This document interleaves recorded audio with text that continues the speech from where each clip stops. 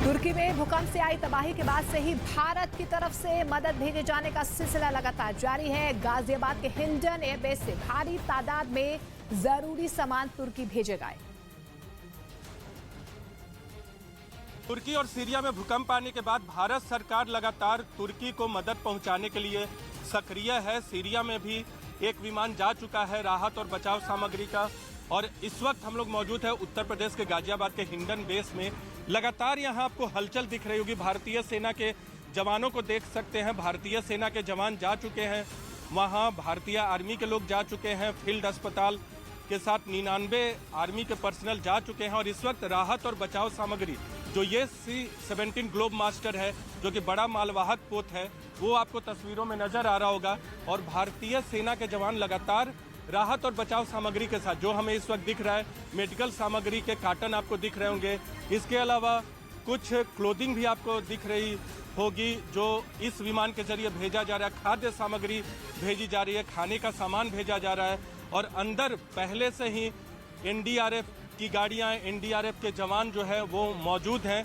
और लगातार ये जो काम है लगातार किया जा रहा है, क्योंकि भारत ने ऑपरेशन दोस्त के तहत कुछ ही घंटों में तुर्की और सीरिया को मदद देने की शुरुआत कर दी थी।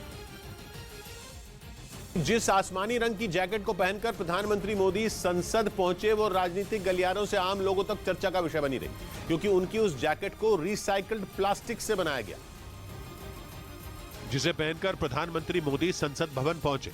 इसे केंद्रीय स्वास्थ्य मंत्री मनसुख मांडविया और बीजेपी नेता शहजाद पूनावाला ने पीएम का पर्यावरण संरक्षण के लिए संदेश बताया। पीएम मोदी को इंडियन ऑयल कॉर्पोरेशन ने एनर्जी वीक के दौरान बेंगलुरु में ये जैकेट तोहफे में दी थी। ये मदद के प्रस्ताव को ठुकरा दिया। सीरिया और तुर्की में आए भूकंप से वहां तबाही मची हुई है और इसलिए दुनिया के कई देशों ने उनकी तरफ मदद का हाथ बढ़ाया। लेकिन जब इजराइल ने मदद की पेशकश की तो सीरिया ने उससे साफ इनकार कर दिया, क्योंकि सीरिया का मानना है कि उनके लोगों को मौत की नींद सुलाने वाले देश से वो किसी भी कीमत पर मदद नहीं ले सकता। जिसके पीछे की वजह है सीरिया और इजराइल के बीच सालों पुरानी दुश्मनी। खासतौर पर 1967 में चला 6 दिन का युद्ध सीरिया कभी नहीं भुला सकता, जिसमें इजराइल ने अकेले ही पूरे पश्चिम एशिया को हिलाकर रख दिया था। हालांकि मदद का प्रस्ताव ठुकराने वाले सीरिया का कहना है कि उसने कभी इजराइल से मदद की गुहार ही नहीं लगाई। वहीं इजराइल के प्रधानमंत्री बेंजामिन नेतन्याहू ने दावा किया कि सीरिया की तरफ से मदद मांगी गई, तभी उन्होंने इसे मंजूरी दी। उधर सीरिया में भूकंप के 2 दिन बाद भी कई प्रांतों में राहत और बचाव का काम लगातार जारी है। सीरिया में इस त्रासदी से मरने वालों की संख्या बढ़कर 2700 के पार पहुंच गई है। और इसके साथ ही मलबे से लोगों को निकालने का सिलसिला भी जारी रहा। हालांकि भूकंप से वहां के कई इलाके पूरी तरह से बर्बाद हो गए। हजारों मकान जमींदोज हो गए तो मलबे के नीचे दबकर कई लोगों की सांसें थम गईं। इस बीच सीरिया के हरम शहर से सामने आई एक तस्वीर में दिखा कि रेस्क्यू टीम लगातार अपने काम में जुटी रही।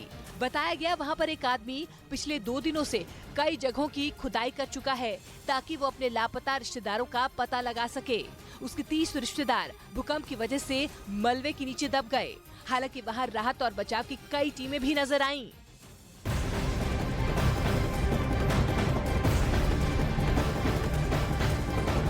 और इस बीच डॉग स्क्वाड की टीम भी तुर्की भेजी गई है। ये खोजी कुत्ते मलबे के अंदर दबे लोगों का पता लगाने के लिए NDRF की मदद करेंगे। तो डॉग स्क्वाड की टीम्स भी लगातार तुर्की रवाना हो चुकी हैं। ये NDRF की मदद करेंगी। मलबे में दबे लोगों की पहचान करके NDRF की मदद के लिए डॉग स्क्वाड की टीम्स भी तुर्की भेजी जा रही हैं। NDRF की 2 डॉग स्क्वाड की टीम पहले ही तुर्की भेजी जा चुकी है और 2 डॉग स्क्वाड की टीम C-17 ग्लोब मास्टर के जरिए फिर भेजी जा रही है। आप देखिए, बॉब और रॉक्सी नाम बताया गया हमें। इसका क्या नाम है? ये बॉब है और वो रॉक्सी। तो ये क्या करते हैं वहाँ, कैसे काम करते हैं? ये दरअसल जो मलबे में दबे लोग होते हैं, मलबे में दबे लोग जो होते हैं उनकी पहचान करते हैं, उसमें मदद करते हैं NDRF के जवानों की। और देख सकते हैं ये जो खास इक्विपमेंट है जिसमें बंद करके ले जाया जा रहा है। पहले भी 2 टीमें डॉग स्क्वाड की भेजी जा चुकी हैं NDRF के जवानों के साथ। और अभी जो तुर्की में C-17 ग्लोब मास्टर के जरिए, ये रॉक्सी है, वो बॉब, ये दूसरा रॉक्सी, NDRF के जवान को देख सकते हो वो तैयार कर रहे हैं, क्योंकि वहाँ जो तापमान है वो कम है। इसलिए तमाम जो डॉग हैं, पहले भी जो 2 डॉग भेजे गए हैं और अभी जो 2 डॉग भेजे जा रहे हैं, इनका वहाँ काम होगा कि वो मलबे के अंदर दबे जो लोग हैं, तुर्की के लोग हैं, उन्हें सूंघ कर उनकी पहचान करें और एनडीआरएफ के जवानों की मदद करें कि कहां कौन फंसा हुआ है।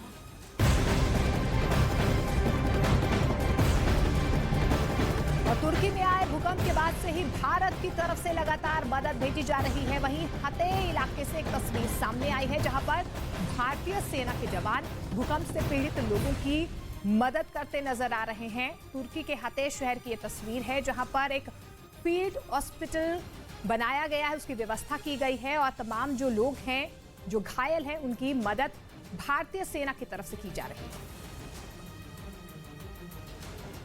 न्यूज़ 18 इंडिया की web series FIR number 208 streaming today.